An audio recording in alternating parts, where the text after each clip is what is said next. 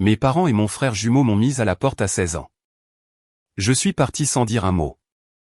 Des années plus tard, ils se sont présentés à ma villa pour demander à Y emménager. J'ai souri. 500 000 $ pour entrer ou partir. Je m'appelle Savannah Reed. J'ai 28 ans. Et la première fois que j'ai vraiment compris ce que signifiait être indésirable, j'avais 16 ans, debout sous la pluie avec une valise cassée à mes pieds et ma propre famille qui me regardait comme si j'étais le problème qu'ils avaient enfin résolu. Je n'ai pas crié.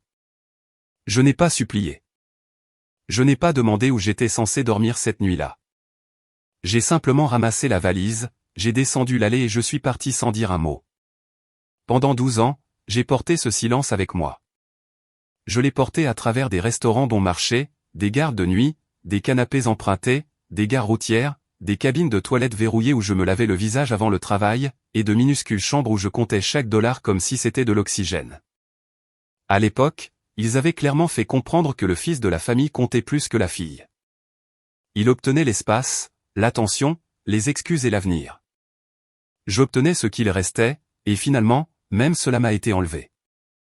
Mais les années ont une étrange façon de transformer la douleur en discipline. La fille qu'ils ont jetée dehors a appris à survivre, puis à construire, puis à posséder chaque centimètre de la vie que personne ne lui avait offerte. Et un après-midi, après avoir enfin acheté une villa dans une communauté fermée avec 5 chambres, une piscine et mon seul nom sur l'acte de propriété, la caméra de sécurité de mon portail s'est allumée. Ils étaient là, pluvieux, désespérés, traînant des bagages derrière eux comme s'ils avaient déjà décidé que ma maison leur appartenait. Ils voulaient emménager. Ils voulaient le pardon sans confession. Ils voulaient le réconfort de la même personne qu'ils avaient abandonnée. Je les ai regardés à travers l'écran, j'ai souri et j'ai dit, 500 000 $ pour entrer ou partir. Mais avant que je vous dise pourquoi j'ai fixé ce prix et ce qu'ils ont essayé de faire après que j'ai refusé d'ouvrir la porte, dites-moi ceci. Quelle heure est-il là où vous êtes en ce moment? Et d'où regardez-vous? Je veux savoir jusqu'où cette histoire voyage avant qu'ils n'obtiennent enfin ce qu'ils méritent. La maison où j'ai grandi se trouvait dans une rue calme à l'extérieur de Dayton, en Ohio. Le genre d'endroit où les voisins font signe de la main depuis leur porche et où tout le monde prétendait savoir à quoi ressemblait une famille heureuse. De l'extérieur, nous avions probablement l'air normaux. 2 parents, des jumeaux, une petite cour avant, une boîte aux lettres dont la peinture s'écaillait et une fourgonnette familiale qui était toujours plus propre les jours où les gens pourraient la voir. Mais à l'intérieur de cette maison, l'amour avait un système de classement, et j'étais tout en bas. Mon frère jumeau, Caleb, est né 9 minutes avant moi. Et mes parents agissaient comme si ces 9 minutes faisaient de lui un prince et de moi une réflexion après coup. Mon père, Richard, avait l'habitude de dire que Caleb porterait le nom de famille. Un jour, ma mère Linda a souri comme si cette phrase était censée être douce. Puis elle m'a regardé et a ajouté, « Les filles apprennent le sacrifice tôt. Cela fait d'elles de meilleures femmes. » J'ai appris le sacrifice avant d'apprendre l'algèbre. Caleb a eu la chambre avec la fenêtre. J'ai eu un canapé pliant dans le salon qui laissait des marques de métal sur mon dos si je dormais mal. Caleb a eu de nouvelles baskets avant la rentrée scolaire. J'ai eu ces vieux sweats à capuche ou des vêtements provenant de bacs de dons que ma mère qualifiait de parfaitement convenables. Caleb a eu un camp de baseball, des jeux vidéo, des fêtes d'anniversaire et la permission d'être bruyant. J'ai eu des corvées, des rappels à la gratitude et des sermons sur le fait de ne pas rendre la vie plus difficile pour tout le monde. Notre anniversaire n'a jamais été notre anniversaire. C'était l'anniversaire de Caleb avec mon nom ajouté à la dernière seconde, comme des excuses que personne ne pensait vraiment. Le gâteau avait toujours sa saveur préférée. Les cadeaux étaient les choses qu'il voulait. Si quelqu'un se souvenait de me remettre une carte, ma mère chuchotait, « Tu vois, tu es incluse. Ne sois pas dramatique. » Caleb a remarqué très tôt que la maison était construite autour de lui. Au début, quand nous étions petits, je pensais qu'il me défendrait peut-être. Les jumeaux étaient censés avoir une loyauté secrète, un fil invisible qui les liait. Mais Caleb a appris qu'être plus aimé s'accompagnait de pouvoir, et il aimait s'en servir. Si j'économisais l'argent du déjeuner pour acheter un livre de poche, il le prenait et disait qu'il avait besoin d'argent pour l'essence pour aller à l'entraînement. Si je me plaignais, mon père me disait de ne pas embarrasser mon frère pour quelques dollars. Si Caleb cassait quelque chose qui m'appartenait, ma mère disait que je n'aurais pas dû le laisser à sa portée. Même si c'était à l'intérieur de mon propre sac à dos, le message était toujours le même. Les erreurs de Caleb étaient des accidents. Ma douleur était un inconvénient. À l'âge de 14 ans, j'avais commencé à garder un petit carnet sous la doublure lâche de ma valise.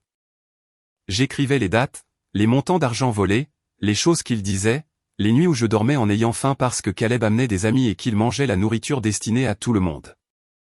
Je ne savais pas pourquoi je tenais des registres. Peut-être qu'une partie de moi savait qu'un jour il réécrirait l'histoire et que j'aurais besoin de preuves que je n'étais pas folle. Le pire n'était même pas l'injustice. C'était le calme avec lequel il l'expliquait. Mon père a dit un jour à un voisin, juste devant moi, un fils est un investissement. Une fille finit par appartenir à une autre famille. Le voisin a ri parce qu'il pensait que c'était une blague. J'ai ri aussi parce que j'avais déjà appris que si j'avais l'air blessé, ma mère me traiterait de sensible. Mais cette nuit-là, pendant que Caleb jouait à des jeux dans sa chambre et que je pliais des couvertures sur le canapé, j'ai écrit une phrase dans mon carnet. Un jour je partirai, et je ne porterai pas leur nom comme une dette. Je ne savais pas alors qu'il ferait arriver ce jour plus tôt que je ne l'avais prévu. La nuit où tout s'est terminé a commencé avec Caleb recevant une autre excuse avant même d'avoir fait quoi que ce soit de mal. Il avait 16 ans, il était arrogant et convaincu que les conséquences étaient quelque chose qui arrivait aux autres. Mon père lui apprenait à conduire depuis des mois, non pas parce que Caleb était prudent, mais parce qu'il était le fils et que les fils étaient autorisés à grandir vite. Je n'avais pas le droit de prendre le volant. Ma mère disait que la conduite rendait les filles imprudentes, ce qui était drôle car cette nuit-là, Caleb a pris le camion de mon père sans permission après avoir bu à une fête. A fait un excès de vitesse dans notre quartier et a percuté une voiture garée ainsi qu'une partie d'une clôture blanche appartenant à un couple de retraités à 2 rues de là. La police est arrivée, les voisins sont sortis. Mes parents ont accouru en chaussons et en manteau, le visage pâle. Non pas parce que Caleb aurait pu tuer quelqu'un, mais parce que Caleb pourrait avoir un casier judiciaire. Je me souviens être resté près du trottoir, la pluie commençant à tomber, regardant mon frère bafouiller un mensonge si mauvais que même le policier avait l'air fatigué de l'entendre. Caleb a dit qu'il avait seulement déplacé le camion parce que je l'avais supplié de m'emmener quelque part. Je l'ai fixé, attendant que mes parents le corrigent. Ils ne l'ont pas fait. Mon père m'a regardé avec ce dur avertissement dans les yeux et a dit, « Savannah, dis-leur ce qui s'est passé. » Et j'ai compris. Il voulait que je devienne complice de son mensonge. Peut-être pas la conductrice, mais la raison, la distraction, la sœur égoïste qui avait fait paniquer le fils en or. J'ai dit, non. Un seul mot. Calme. Clair. La bouche de ma mère s'est ouverte comme si je l'avais giflée. Caleb a chuchoté que je ruinais sa vie. Mon père m'a tiré à l'écart si fort que ses doigts se sont enfoncés dans mon bras et a sifflé, « Tu ne détruiras pas l'avenir de ton frère parce que tu veux attirer l'attention. » Je l'ai regardé et j'ai dit, « Il s'est saoulé. Il a pris le camion. Il l'a accidenté. » Ce fut la première fois que je vis mon père me regarder. Non pas comme si j'étais inutile, mais comme si j'étais dangereuse. La police a pris des dépositions. Les voisins ont exigé les informations d'assurance. Caleb n'a pas été arrêté cette nuit-là, mais les dégâts étaient suffisants pour effrayer mes parents. Quand nous sommes rentrés à la maison, personne n'a parlé pendant près de 10 minutes. Puis ma mère est allée au placard du couloir, a sorti ma vieille valise et a commencé à y jeter mes vêtements. Pas à les plier, à les jeter. Mon père se tenait près de la porte et a dit, « Si tu ne peux pas protéger cette famille, tu n'as pas le droit d'y vivre. » Caleb était assis à la table de la cuisine avec un sac de petits pois surgelés sur le poignet. Il regardait comme si cela n'avait rien à voir avec lui. J'ai demandé où j'étais censé aller. Ma mère a fermé la valise et a dit, « Les filles se débrouillent. Tu as toujours voulu faire la grande. Maintenant, va être une grande. » Il n'y a pas eu de cri après cela. C'est ce que les gens ne comprennent jamais à propos de la vraie cruauté. Parfois, elle n'est pas bruyante. Parfois, c'est une mère qui ouvre la porte d'entrée pendant que la pluie s'engouffre dans le couloir. Parfois, c'est un père qui jette votre valise sur le porche comme des ordures. Parfois, c'est votre frère jumeau qui vous regarde et dit, « Tu rends toujours tout plus difficile. » Je voulais pleurer. Je voulais leur crier que j'avais 16 ans, que j'avais cours le lendemain matin, que je n'avais nulle part où dormir, que Caleb avait accidenté le camion, et que d'une manière ou d'une autre, c'était moi qui étais puni. Mais quelque chose s'est figé en moi. J'ai ramassé la valise. Je suis sorti. Ma mère a dit, n'ose pas courir chez la famille et nous embarrasser. Nous dirons à tout le monde la vérité sur ton instabilité. Ce fut la dernière chose que j'ai entendue avant que la porte ne se ferme. J'ai marché jusqu'à ce que mes chaussures soient trempées et que mes mains s'engourdissent autour de la poignée de la valise. J'ai dormi à la gare routière cette nuit-là avec mon sac à dos sous la tête et un œil ouvert. Au lever du soleil, une femme travaillant dans un restaurant près du terminal m'a remarqué assise là depuis trop longtemps. Elle s'appelait Madame Alvarez. Elle ne m'a pas sauvé comme dans un film. Elle n'avait pas de réponse magique. Elle m'a donné une assiette d'œufs, m'a demandé si j'étais en sécurité et m'a dit où se trouvait le refuge pour jeunes. Cela suffisait à me garder en vie pour un jour de plus. Et à 16 ans, un jour de plus ressemblait à un miracle. Ce matin-là, je me suis fait une promesse.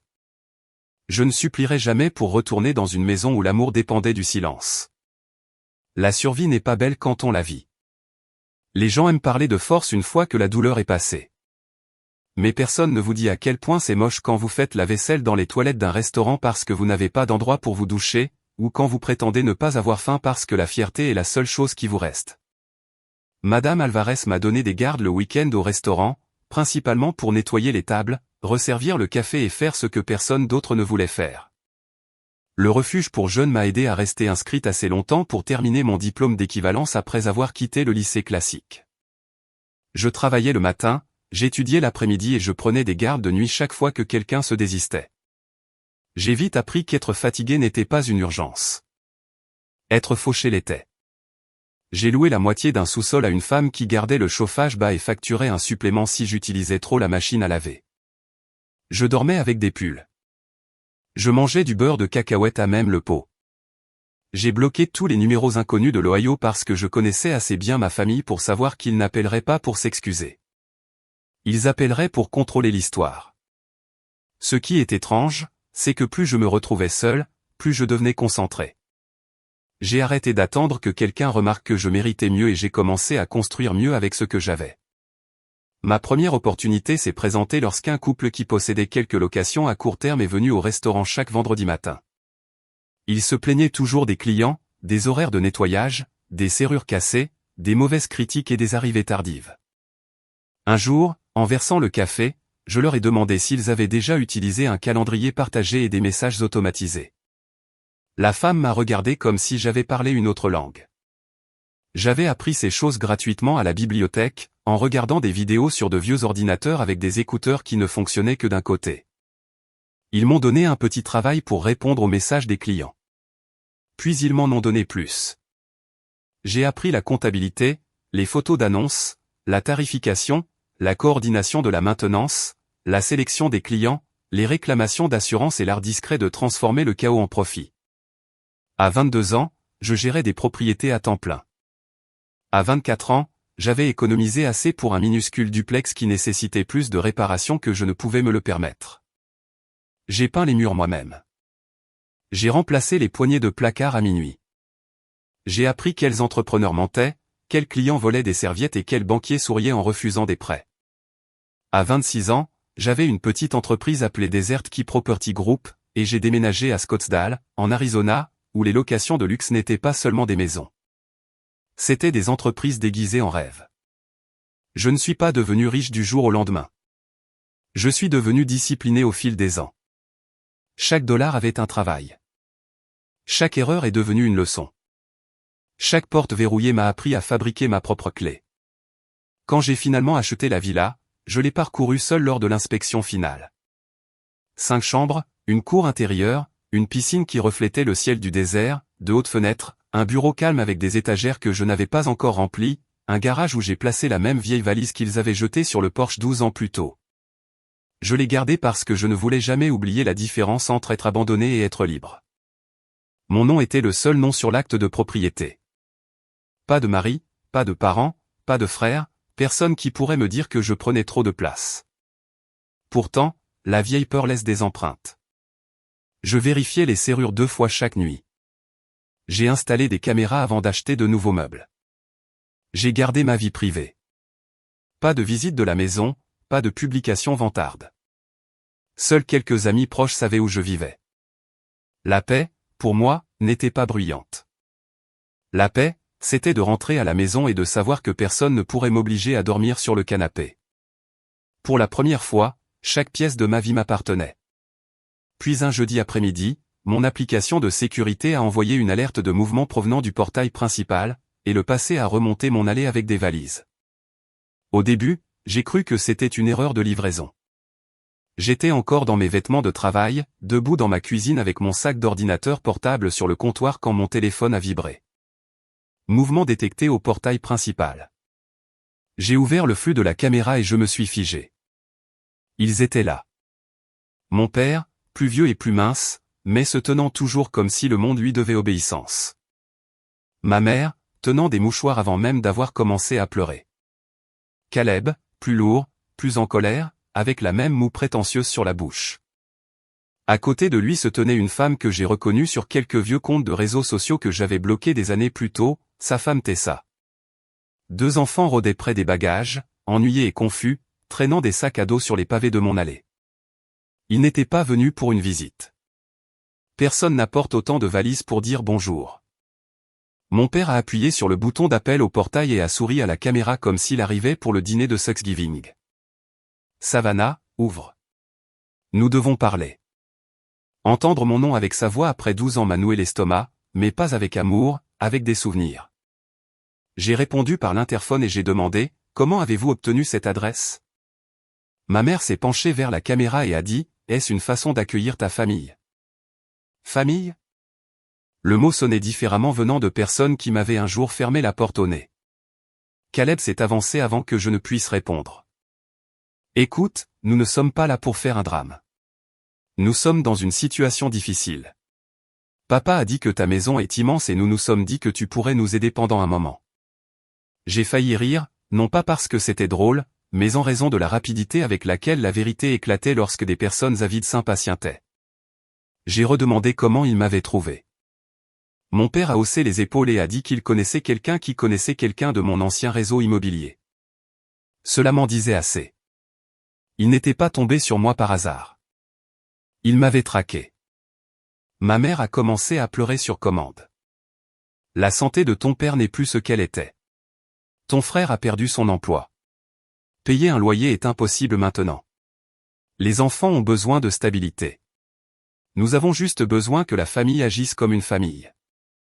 Tessa a regardé la villa au-delà de la caméra et a dit, les enfants pourraient enfin avoir leur propre chambre ici. Cette phrase m'a fait quelque chose. Elle m'a ramené directement au canapé du salon, au fait qu'on me disait que je n'avais pas besoin d'intimité, au fait de plier ma couverture chaque matin pour que Caleb ait de l'espace pour traverser la maison comme un roi. J'ai ouvert le portail extérieur, mais pas la porte d'entrée. Je les voulais sur la caméra. Je voulais que chaque mot soit enregistré. Ils sont entrés dans la cour avant comme des touristes entrant dans un complexe hôtelier. Caleb a sifflé et a dit, mince, tu as vraiment gagné de l'argent. Puis il m'a regardé debout derrière la porte d'entrée verrouillée et a ajouté, tu vas sérieusement nous faire rester dehors. Je suis sorti sur le porche, mais j'ai gardé la porte fermée derrière moi. Le soleil de l'Arizona était brillant. Les caméras clignotaient, et pour la première fois de ma vie, il se tenait dans mon espace selon mes règles. Mon père a essayé de me serrer dans ses bras. J'ai reculé. Son visage s'est durci pendant une demi-seconde avant qu'il ne se souvienne qu'il avait besoin de quelque chose.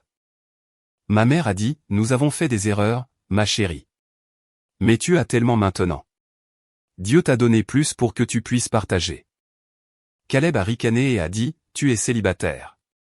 Que fais-tu avec 5 chambres? Tu dormais n'importe où avant. Ne fais pas comme si tu avais soudainement besoin de tout cet espace. C'était bien là. La même vieille cruauté qui se déguisait simplement en désespoir. Ils ne voyaient pas une femme qui leur avait survécu. Ils voyaient des pièces inutilisées. Ils voyaient de l'argent. Ils voyaient le confort qu'ils croyaient que je leur devais parce que j'avais autrefois été entraîné à accepter moins. J'ai regardé leurs bagages. J'ai regardé les fausses larmes de ma mère. J'ai regardé les enfants de Caleb qui étaient innocents dans tout cela mais qui étaient utilisés comme de petits boucliers pour les privilèges des adultes. Puis j'ai regardé Caleb et j'ai demandé, l'un d'entre vous est-il venu ici pour s'excuser de m'avoir mis à la porte à 16 ans? Le silence. Mon père s'est raclé la gorge. C'était il y a longtemps. Caleb a levé les yeux au ciel. Nous avons tous eu la vie dure. N'en fais pas une histoire du passé. J'ai souri alors, non pas parce que j'étais heureuse, mais parce que le dernier morceau de culpabilité en moi venait de mourir. Ils n'étaient pas à mon portail parce qu'ils m'aimaient. Ils étaient à mon portail parce que j'étais enfin devenu utile. J'ai laissé le silence se prolonger jusqu'à ce que même ma mère arrête de renifler. Puis j'ai dit, vous voulez entrer dans ma maison? Très bien. 500 000 $. Transférés aujourd'hui. Mon père a cligné des yeux comme si son oui avait fait défaut. Ma mère a baissé le mouchoir de son visage. Caleb m'a dévisagé, puis a lâché un rire bref. Es-tu folle? Je suis ton frère jumeau, a-t-il dit. Tu étais mon frère jumeau quand tu m'as regardé partir avec une valise sous la pluie. Cela ne semblait pas avoir beaucoup d'importance à l'époque. Tessa a marmonné quelque chose sur le fait que j'étais sans cœur. La voix de mon père a pris ce vieux ton, celui qu'il utilisait quand il s'attendait à ce que je me recroqueville. Tu ne parles pas à tes parents comme ça. Je l'ai regardé droit dans les yeux et j'ai dit, des parents ne jettent pas une fille de 16 ans à la rue parce qu'elle refuse de mentir pour leur fils. Ma mère s'est remise à pleurer, plus fort cette fois. Nous avions peur. Nous ne savions pas ce que nous faisions. Nous avons fait une erreur. J'ai secoué la tête. Non, une erreur, c'est oublier de verrouiller une porte. Une erreur, c'est brûler le dîner. Vous l'avez choisi. Vous avez choisi votre réputation. Vous avez choisi votre confort. Puis vous m'avez rendu sans abri et avez dit à tout le monde que j'étais instable pour que personne ne pose de questions. La cour est devenue d'un silence de mort. Pour la première fois, ils avaient l'air moins en colère et plus exposés. Caleb a récupéré le premier. Et alors? Tu veux de l'argent maintenant? C'est de ça qu'il s'agit? J'ai dit, non, Caleb. Je veux qu'un prix soit attaché à la porte que vous pensez pouvoir franchir gratuitement. 500 000 $ pour les 12 années de loyer que j'ai payé seul, pour la thérapie, pour l'éducation, pour les nuits où j'ai travaillé pendant que tu étais protégé. Pour chaque anniversaire où j'ai été traité comme une invitée dans ma propre vie. Et si vous aviez réellement cet argent, vous n'auriez toujours pas de clé. Vous auriez un accord juridique, un compte de dépôt et une confession écrite que vous m'avez tous jeté dehors quand j'avais 16 ans. Le visage de mon père est devenu rouge. Tu nous humilierais comme ça? J'ai failli rire. Vous m'avez humilié quand j'étais enfant et vous avez appelé ça de l'éducation. Maintenant vous êtes en colère parce que j'appelle ça des preuves. Tessa a attrapé le bras de Caleb et a chuchoté qu'il devait partir, mais Caleb était trop fier pour s'éloigner tranquillement. Il s'est approché du porche. Cette maison est trop grande pour une seule personne. Tu penses qu'un morceau de papier te rend meilleur que nous? J'ai dit, l'acte de propriété la rend mienne. Les caméras font que c'est enregistré. Et la loi fait de vous des intrus si vous refusez de partir. C'est à ce moment-là que la tristesse de ma mère est devenue tranchante. Elle a dit, tu regretteras d'avoir abandonné ta famille. Un jour, tu seras seul dans cette grande maison et tu souhaiteras nous avoir laissé entrer. J'ai répondu, j'étais seul à 16 ans. Ce n'est pas de la solitude. C'est de la paix. Mon père a ordonné à tout le monde de retourner vers le portail, mais Caleb est resté en arrière assez longtemps pour me pointer du doigt et dire, tu ne peux pas surveiller cet endroit à chaque seconde. Les gens entrent dans les maisons tout le temps. Peut-être qu'alors tu comprendras pourquoi la famille aurait dû être là. Il pensait qu'il me menaçait. Il avait oublié que j'avais construit une vie en écoutant attentivement les gens qui me sous-estimaient. J'ai sauvegardé l'extrait de la caméra avant même qu'il n'atteigne le trottoir. Puis je l'ai envoyé à mon avocat, au bureau de sécurité de la communauté et à un ami qui travaillait avec les ordonnances de protection. J'ai également amélioré mes paramètres de sécurité, verrouillé chaque entrée extérieure et vérifié les angles des caméras 2 fois. Cette nuit-là, je n'ai pas beaucoup dormi, non pas parce que j'avais peur, mais parce que je connaissais Caleb. Il avait passé toute sa vie à croire que les règles se pliaient autour de lui. Vers 2:13 du matin, mon téléphone s'est allumé. Mouvement détecté dans l'arrière-cour. J'ai ouvert le flux et j'ai vu Caleb grimper par-dessus le mur latéral comme un adolescent ivre essayant de se faufiler dans un concert. Tessa se tenait près de la ruelle avec un téléphone à la main. La voiture de mes parents tournait au ralenti au bord du trottoir, feux éteints. Caleb s'est laissé tomber dans ma cour, a trébuché près des chaises de piscine et s'est dirigé vers la porte arrière. Il a essayé la poignée. Verrouillé. Il a essayé la fenêtre latérale. Verrouillé. Puis il a ramassé une pierre décorative et a frappé le panneau de verre près de la buanderie. L'alarme a hurlé à travers la maison. Des projecteurs ont rendu la cour blanche. Caleb s'est figé, un bras sur le visage, et pendant une seconde parfaite, je l'ai vu réaliser quelque chose qu'il n'avait jamais compris auparavant. Ce n'était pas la maison de nos parents. Je n'avais pas 16 ans, et personne n'allait plus le protéger de moi. J'ai appelé le 911, puis la sécurité de la communauté, et je ne suis pas sorti. Je l'ai regardé paniquer depuis le même écran où il avait exigé ma maison quelques heures plus tôt. La sécurité est arrivée avant la police, et Caleb a immédiatement essayé de jouer l'innocence comme s'il l'avait répété toute sa vie. Il a levé les deux mains et a crié que sa sœur savait qu'il était là, que c'était un malentendu, qu'il essayait seulement de parler. Le verre brisé derrière lui rendait ce mensonge presque insultant. Tessa a commencé à pleurer près de la ruelle. Ma mère est sortie de la voiture, hurlant que c'était un problème de famille. Mon père n'arrêtait pas de répéter « Personne n'a besoin de la police.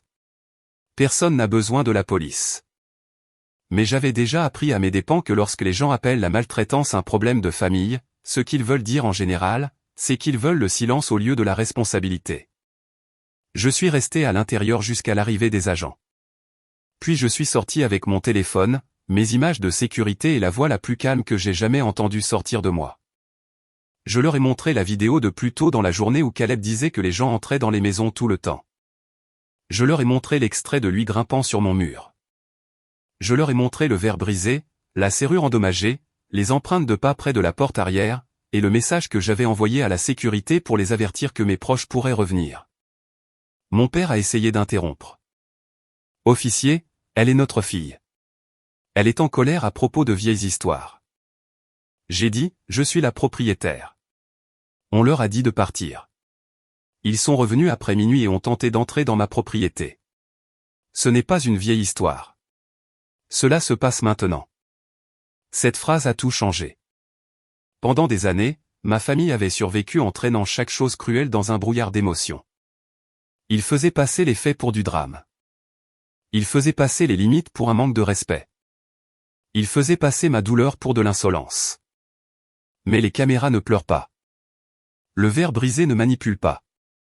Les rapports de police ne se soucient pas de savoir qui a donné naissance à qui. Caleb a été placé en garde à vue cette nuit-là pour intrusion, tentative d'entrée illégale, harcèlement et dommage à la propriété. Tessa a été interrogée parce qu'elle l'avait aidé à s'y rendre et avait fait le guet. Mes parents ont été avertis que s'ils revenaient, ils pourraient être inculpés, eux aussi. Ma mère a sangloté si fort que l'un des enfants a commencé à pleurer dans la voiture. Je me sentais mal pour les enfants. Vraiment. Mais ressentir de la compassion pour les enfants ne signifiait pas me sacrifier pour protéger les adultes qui les utilisaient. Les semaines suivantes ont été horribles pour eux et étrangement paisibles pour moi. Mon avocat a déposé une demande d'ordonnance restrictive. Le tribunal l'a accordée après avoir examiné les images et la menace antérieure. Caleb a perdu son emploi lorsque son employeur a découvert qu'il avait été arrêté après avoir essayé de s'introduire dans la villa de sa sœur. Tessa a déménagé avec les enfants dans l'appartement de sa sœur parce qu'elle a dit qu'elle ne pouvait pas risquer de perdre la garde à cause de la stupidité de Caleb. Mes parents ont épuisé le peu d'économies qu'ils avaient pour engager un avocat, pour s'entendre dire que les images de sécurité sont difficiles à contester. Caleb a dû payer pour la porte cassée, les serrures améliorées, mes frais de justice et une partie du coût de l'intervention de sécurité. Quand il n'a pas pu payer, la dette l'a suivi. La vieille maison qu'il louait était déjà sur le point d'être expulsée, et sans la contribution de Caleb, ils l'ont perdue. Pendant un certain temps, ils ont séjourné dans un motel bon marché près de l'autoroute. Puis j'ai appris par un cousin éloigné que mes parents avaient emménagé dans un petit parc de mobil-homes en dehors de la ville.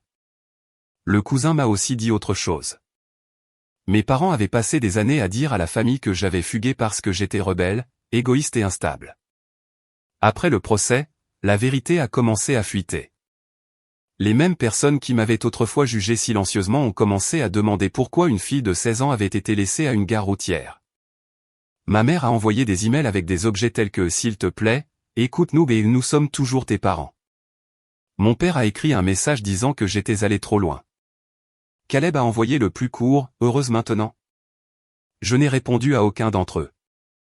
Non pas parce que je n'avais rien à dire, mais parce que le silence signifie quelque chose de différent lorsque vous le choisissez en toute sécurité. À 16 ans, mon silence était la survie. À 28 ans, mon silence était le pouvoir. J'ai changé de numéro. J'ai bloqué tous les emails. J'ai donné des copies de l'ordonnance restrictive à la sécurité de la communauté. Puis j'ai remplacé le verre brisé et j'ai planté de la lavande le long du mur du fond où Caleb avait grimpé. Certaines personnes pourraient penser que la vengeance doit être bruyante. Ils imaginent crier, exposer, détruire, devenir aussi cruel que les personnes qui vous ont blessé. Mais la vengeance la plus satisfaisante que j'ai jamais trouvée n'a pas été de devenir comme eux. C'était de devenir inaccessible. C'était de construire une vie si protégée, si paisible et si clairement mienne que les personnes qui m'avaient autrefois jeté dehors ne pouvaient que se tenir à l'extérieur et réaliser qu'il n'y avait aucun droit. Et voici la leçon que j'aurais aimé que quelqu'un m'enseigne quand j'étais jeune. La famille n'est pas un laissez-passer gratuit pour vous utiliser. Le sang n'efface pas la trahison. Un nom de famille partagé ne donne à personne le droit à votre maison, votre argent, votre pardon ou votre avenir. Les limites ne sont pas de la cruauté. Les limites sont la clôture autour de la personne que vous vous êtes battu pour devenir. Si quelqu'un vous a abandonné quand vous étiez faible, il ne mérite pas automatiquement d'avoir accès à vous quand vous êtes forte. Le pardon peut être privé. La guérison peut se faire sans réunion. Et protéger votre paix n'est pas égoïste lorsque les personnes qui demandent à entrer sont les mêmes qui vous ont un jour enfermé dehors. Je n'ai pas ruiné ma famille. J'ai simplement arrêté de les laisser me ruiner. Alors, si les personnes qui vous ont abandonné ne revenaient qu'après votre réussite, ouvririez-vous la porte, ou vous choisiriez-vous enfin vous-même ?